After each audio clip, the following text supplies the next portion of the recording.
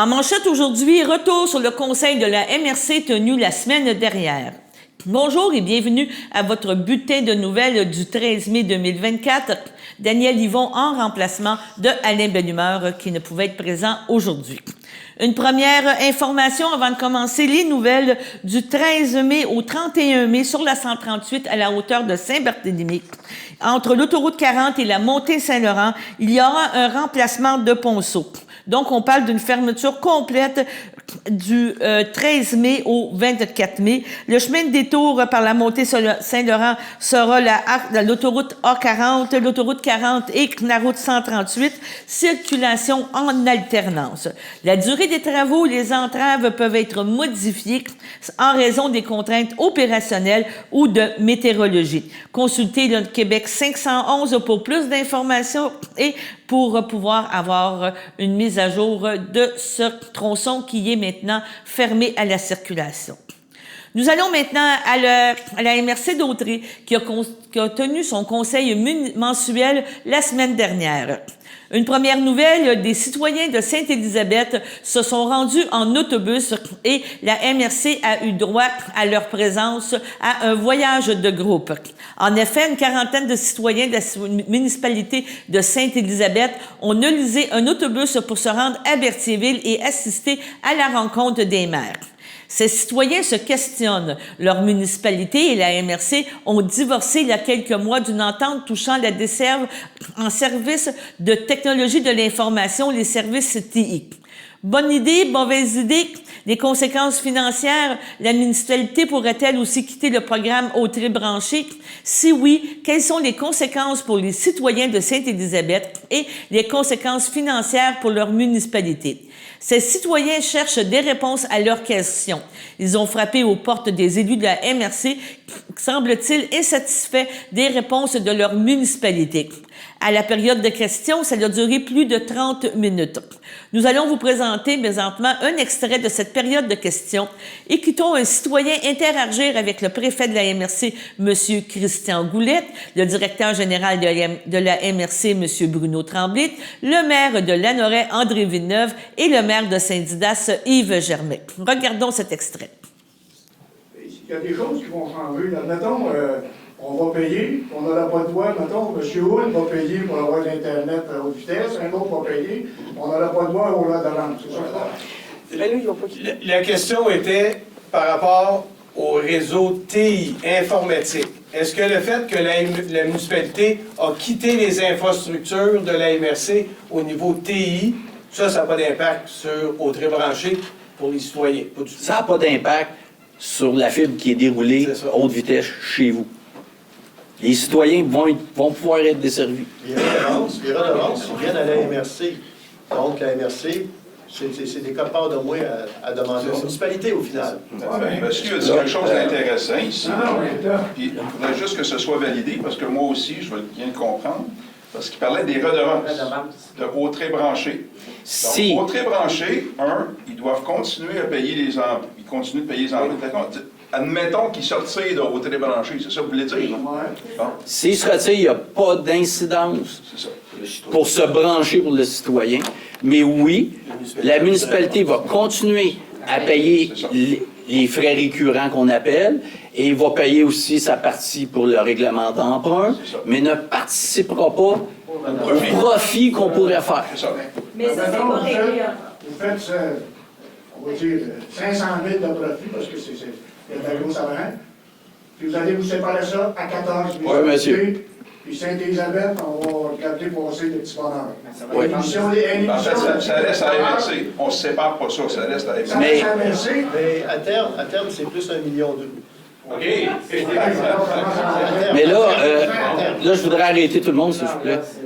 Parce que moi, le chaos, là, ça me... Il y a une chose qui est sûre. Là, dites-vous bien une chose. On n'est pas rendu là. Non, c'est ça. Là, on n'est pas rendu là. On a une rencontre vendredi, on n'est pas rendu là encore. On comprend plus, de plus en plus. Mais s'ils vont vers ça, c'est ça qui va arriver. Parce qu'ils maintiennent la position encore le 15 avril. On leur a posé des questions, puis il y a eu des débats à savoir qu'on les annulait, puis c'était non. On maintient en ligne. Donc, ça laisse en paix du 15. On va y lâcher. Parce que là, je suis en train de comprendre que vous nous forcez Elle dit à Transport Rock pour le prochain mois. On a des actions avec le Transport Rock pour faire de la publicité en même temps. Transport Rock. Et moi, peut-être bien vu avec eux autres. Mais vous me forcez, vous comprenez? Vous me forcez quasiment à venir au prochain mois pour voir la suite de cette parodie-là. Parce qu'on peut quand même, qu'on peut définir ça comme une parodie pareille. Les pensées, les voitures, avoir aucune redevance, puis on ne sait pas qu'est-ce qu'on fait. On va faire ça une parodie. Je vous remercie de votre attention. Ça fait plaisir. Donc, l'autobus des citoyens pourrait revenir à la MRC le mois prochain. Ça sera un dossier à suivre. Maintenant, on vous parle du transport en commun.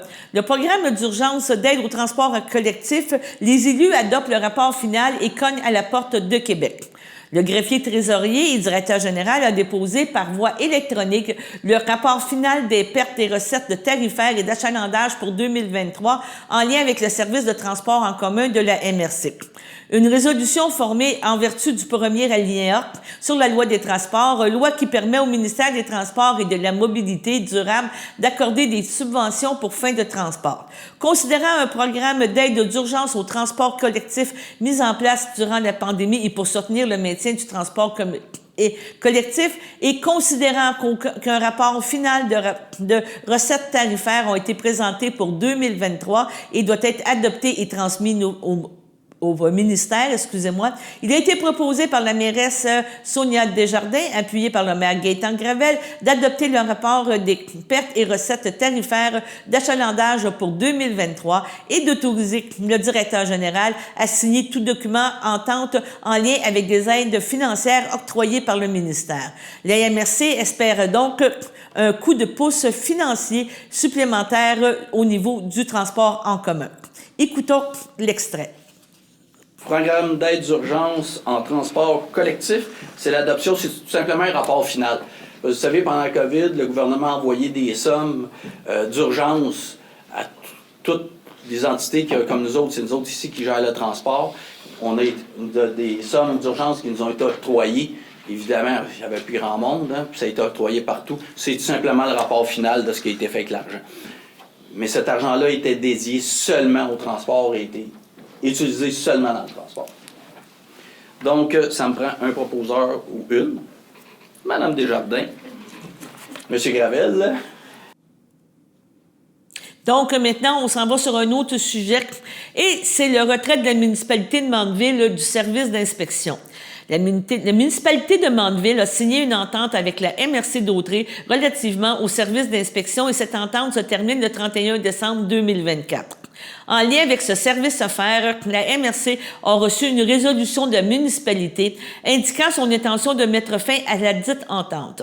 La résolution reçue mentionne que la municipalité désire mettre fin à l'entente au 29 avril 2024 et accepte de débourser sa part des coûts assumés collectivement conformément à l'entente pour un montant maximum de 48 000 $. Cette proposition a été discutée avec les municipalités faisant partie de l'entente relative au service d'inspection. Les municipalités faisant partie du service d'inspection, donc de l'urbanisme, devront maintenant adopter une résolution pour accepter le retrait de la municipalité. Suite aux explications lors de l'Assemblée mensuelle des élus de la MRC tenue mercredi dernier, il a été proposé par le maire Michael Turcotte, appuyé par la mairesse Audrey Sénéchal, d'accepter la demande de la municipalité de Mandeville et de se retirer du service d'inspection. Et ce, à compter du 29 avril 2024 et conditionnellement à ce que la municipalité débourse sa part des coûts assumés collectivement conformément à l'entente. Une résolution a été adoptée de cette façon unanime. Écoutons l'extrait. 4.5. Retrait de la municipalité de Mandeville du service d'inspection. Donc, la ville de Mandeville s'est engagée un inspecteur et voulait faire son propre service d'inspection. Évidemment, on a eu une résolution de Mandeville, puis c'est en accord, parce que c'est un service qui rejoint, c'était 7 municipalités, je pense. Et d'un commun accord, il y a eu une belle entente avec Mandeville. Mandeville a fait une résolution comme quoi qu'il acceptait les coûts dus au fait d'ici la fin de l'année sur l'administration. Je dirais que ça a été fait avec diligence et beaucoup de professionnalisme de la part de Mandeville. Et l'ensemble des maires et des conseils de ville des autres municipalités ont accepté l'entente avec Mandeville. Donc, ça me prend un proposeur, proposé par M. Turcot, appuyé par Mme Sénéchal, à ma droite, à ma gauche. Merci. Donc, nous allons à la pause et par la suite, on reparlera encore du conseil de la MRC.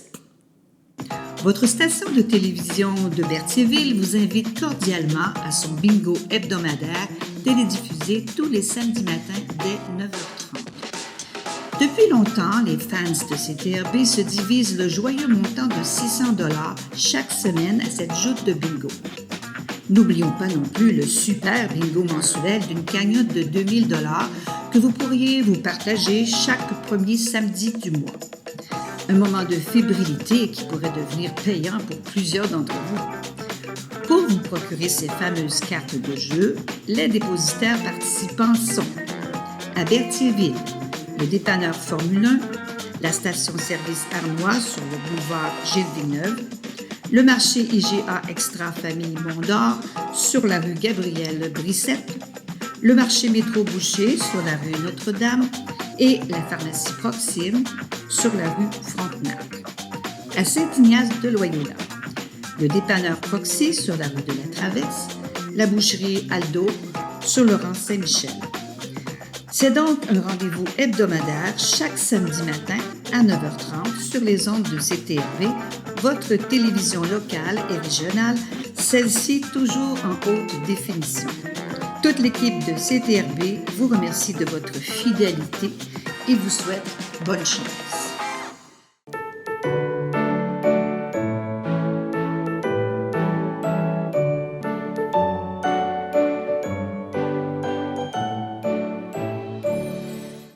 Pour aujourd'hui, le 13 mai, la FADOC de l'Île-du-Pas souhaite bon anniversaire à Robert Blais, Daniel Lafrenière et Christiane Beaulieu. À toutes ces personnes, bon anniversaire. Et si c'est votre anniversaire aujourd'hui, profitez-en bien avec votre famille et vos amis. On vous parle encore de notre belle promo que nous avons avec le Frontenac et le spectacle qui aura lieu samedi le 18 mai à Berthierville. Donc, le 18 mai, on fait tirer 2 billets pour 2 personnes, donc 2 soupers spectacles pour 2 personnes. Le 18 mai, le spectacle a lieu à partir de 20h et le souper à partir de 18h. Le spectacle, c'est hommage à YouTube. Ils sont déjà venus dans le coin ici et c'est vraiment très impressionnant. C'est un très beau spectacle. Si vous voulez participer au concours, vous devez nous téléphoner au 450-836-5103 et laisser un message sur notre boîte vocale avec votre nom et votre numéro de téléphone. Le tirage se fera durant l'émission du 16 mai, donc vous pouvez encore participer pour au moins 3 jours. On continue encore avec les nouvelles du Conseil de la MRC d'Autrey. Et là, maintenant, on parle d'activités culturelles et d'activités économiques. On parle de belles choses parce que le Conseil en a profité lors de la séance du mois de mai pour distribuer des sommes importantes. Premièrement, on doit aussi souligner qu'il y a un poste qui a été choisi en termes que M. Christian Paquin-Coutu du CABOC va représenter maintenant la catégorie organisme communautaire au sein du conseil du comité culturel comme représentant. Donc, il sera représentant jusqu'au 27 novembre 2024. Donc, vraiment, une belle nomination pour le CABOC. Maintenant, en parlant de dossiers culture, les maires ont approuvé plusieurs projets culturels et M. Bruno Tremblay a déposé par voie électronique la liste des projets recommandés. Ces projets font objet de subventions dans le cadre d'entente de développement culturel avec le ministère de la Culture et des Communications. On vous donne un peu les montants qui ont été donnés. On parle d'une somme qui ont été données à partir du programme Culture Patrimoine à certains promoteurs, donc 3 000 $ à la galerie YLS pour la programmation 2024, un montant de 3 000 à Aude Mathieu pour le projet Faire des Foins, 2 400 pour le projet Yves Gagnon Vers de Terre, une résidence artistique, un montant de 3 000 $ au Café culturel de la Chasse-Galerie pour le projet Avant-Scène, 3 000 $ au Festidrade pour le Festidrade en milieu scolaire, 3 000 à Iphigénie Marcoux-Fortier pour le projet Devenir chez nous dans Devenir chez vous, 3 000 à Son Jungen. Donc, par la suite, vous avez aussi à Marie-Christine Levé pour le projet Bal Mural, un montant de 3 000 à la Chambre de commerce Brandon pour le projet Terroir de culture Brandon, 1 600 à la production Psychopa pour le projet Journée hip-hop, partie 1. Après ça, il y a eu quand même des montants dans le programme de développement d'initiatives culturelles aux promoteurs. On parle d'un montant de 1 600 à la municipalité de Saint-Didas pour le projet Journée plaisir d'automne. Encore là, un montant de 5 900 à la production Kikopass pour le projet Journée hip-hop partie 2. Un montant de 7 500 à Production Yari et Yannick Rieux pour le projet Première édition Lumière, conférence et spectacle. Un montant de 7 500 à la coopérative de solidarité du lac Masquinongé pour le projet Festival Masqui Jazz 2024. Un montant de 7 500 de la Corporation du patrimoine de Berthier pour aller à la rencontre de la danse, résidence en danse et camp de jour. Et verser aussi le surplus. Il y a eu des surplus qui ont été donnés.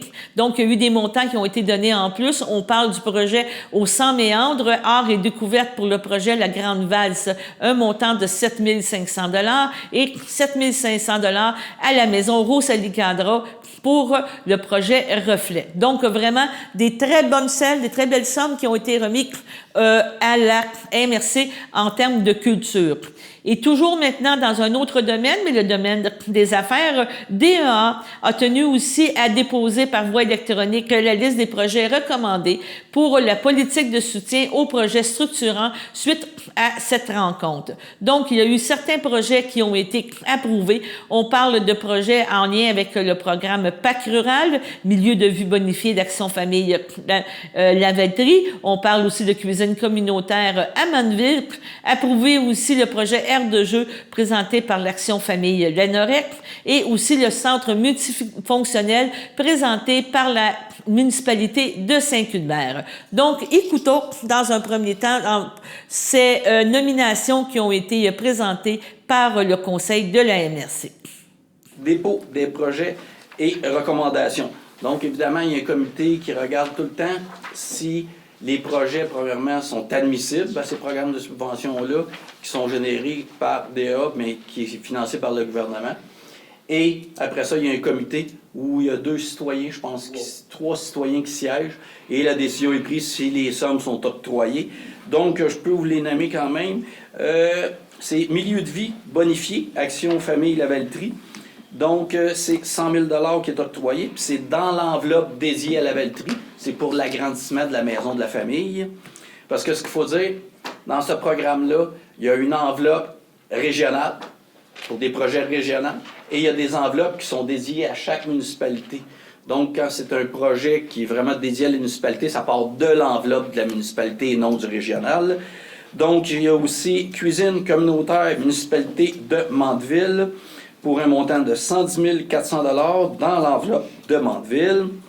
Aire de jeu, Action Famille Lanoret, donc pour 10 850 qui est dans l'enveloppe de Lanoret. Centre multifonctionnel municipalité de Saint-Cuthbert, donc un centre multifonctionnel, pour 195 108, donc ça part de l'enveloppe de Saint-Cuthbert. Donc ça, c'est les projets, évidemment, les plus gros projets. Après ça, on a un volet qui est projet récurrent. Donc, on octroie des petites sommes pour des projets qui sont récurrents dans les municipalités. Donc, on a spectacle des fêtes, municipalité de Lanoret pour 1 000 $. Fête famille 2024, Action Famille Lavaltrie, 1 000 $. Marché de Noël, municipalité de la Visitation de l'île du Pas pour 2 000 $. Puis Fête de la famille 2024, Action Famille Lanoret pour 1 000 $. Donc, ça me prend quelqu'un qui propose. M. Gravel, appuyé par M. Goyette, à ma gauche, à ma droite. Merci beaucoup. 6.3.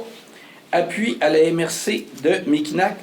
Demande pour le renouvellement des ententes de soutien aux travailleurs autonomes. Donc, vous me corrigerez si je me trompe. Ça, c'est un programme qui avait du ministère et qui permettait à un jeune entrepreneur qui partait d'avoir du financement comme travailleur autonome. En fait, il y avait, Il y avait des allocations. allocations. Des allocations de l'aide. Et ça aidait beaucoup d'entreprises. Vous savez, notre territoire est beaucoup par des petites et moyennes PME. Et ce programme-là était vraiment bon. Je prends juste, comment ça s'appelle, M. Moreau, l'entreprise de climatisation Marois? Marois. Une entreprise aujourd'hui qui compte au-dessus de 35 employés, qui est une belle entreprise, ben, ça a commencé comme ça, cette entreprise-là. Donc, c'est un fonds qui était vraiment intéressant, puis le gouvernement y a mis fin. Donc, c'est tout simplement pour appuyer la MRC de Mekinac pour que le programme revienne. Donc, maintenant, allons à la deuxième pause.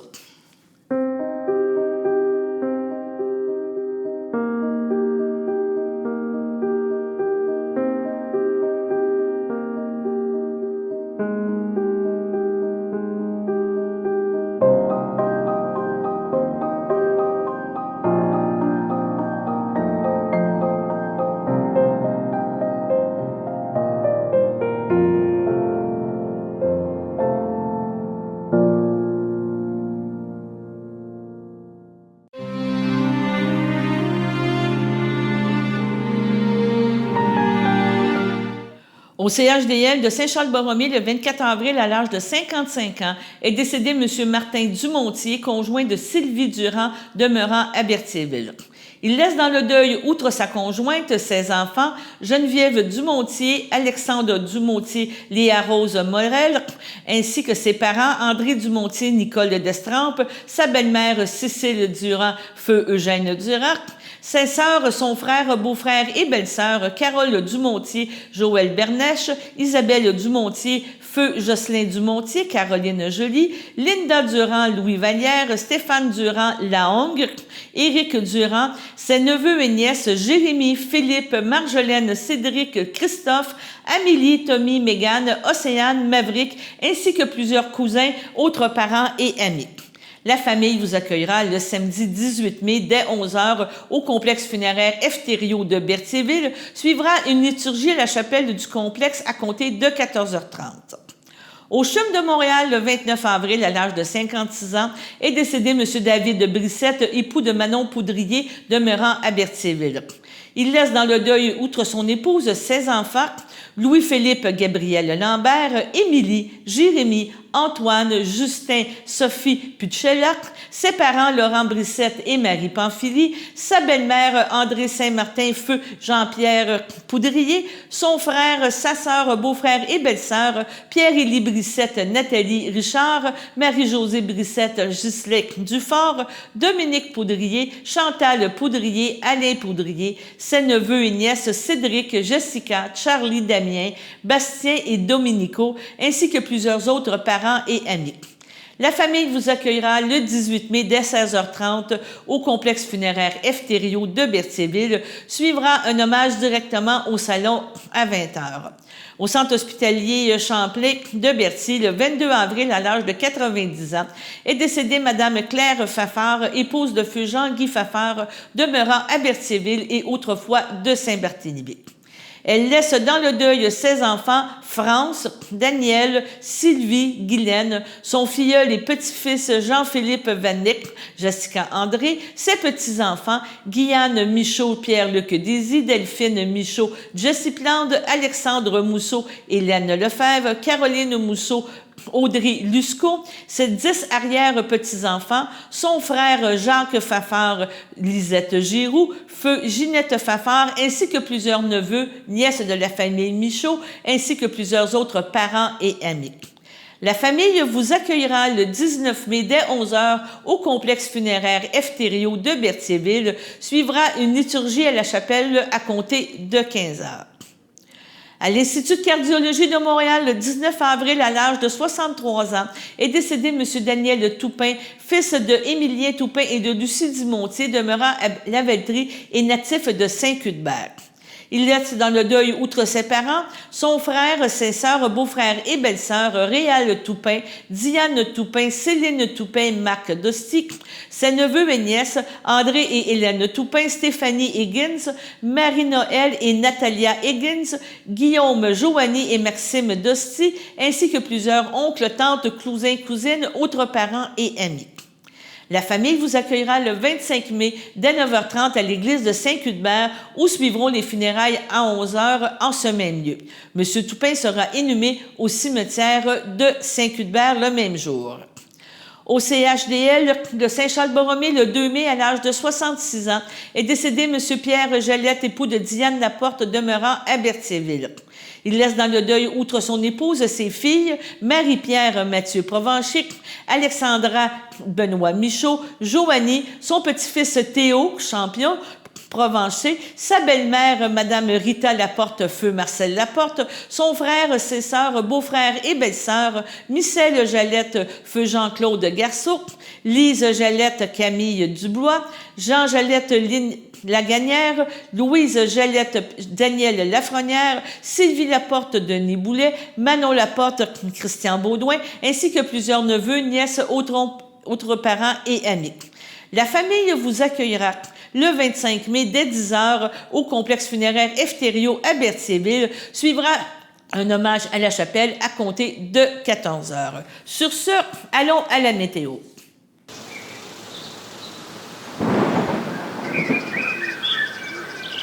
Bienvenue à votre météo de cette semaine. Aujourd'hui, lundi soir, ce sera de la faible pluie, une température de 16, un temps ressenti de 16, environ 1 mm de pluie.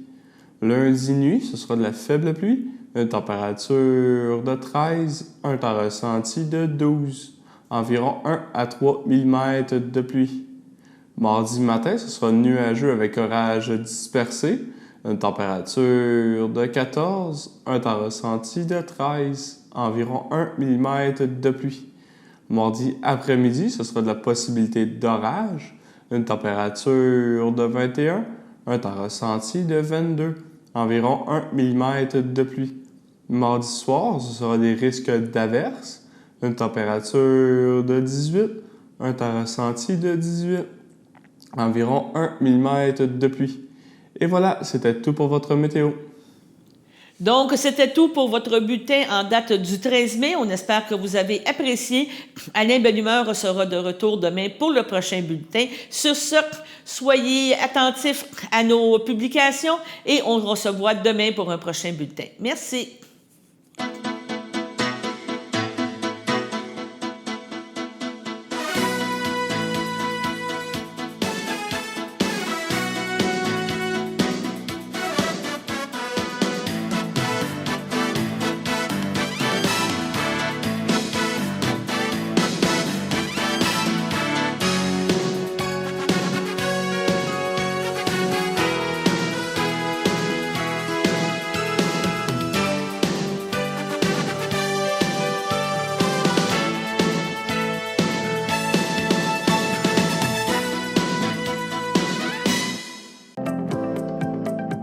Les télévisions communautaires autonomes du Québec, ce sont les télévisions les plus importantes parce qu'elles sont proches de la communauté.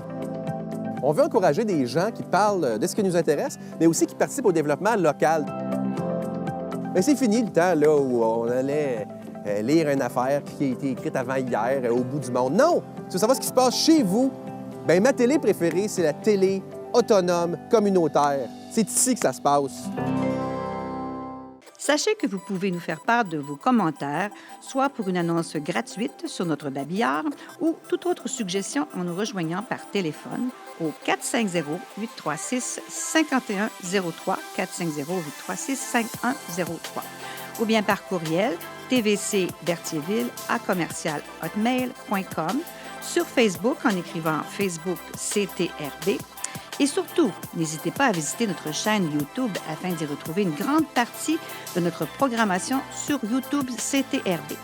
Les émissions sont classées par catégorie, vous permettant de chercher moins longtemps. Vous pouvez aussi cliquer sur le rectangle rouge « S'abonner » pour être à l'affût des dernières émissions enregistrées.